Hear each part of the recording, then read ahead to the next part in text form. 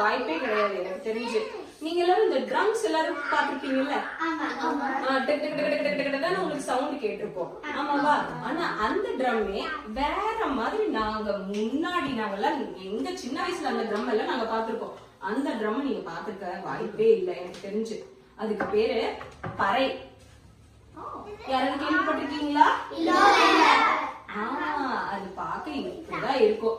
நாம இத வச்சுதான் நம்மளோட ஆட்டத்தை காட்ட போறோம். சோ இப்ப நம்ம எல்லாரையும் அறிமுகப்படுத்திடுவோமா?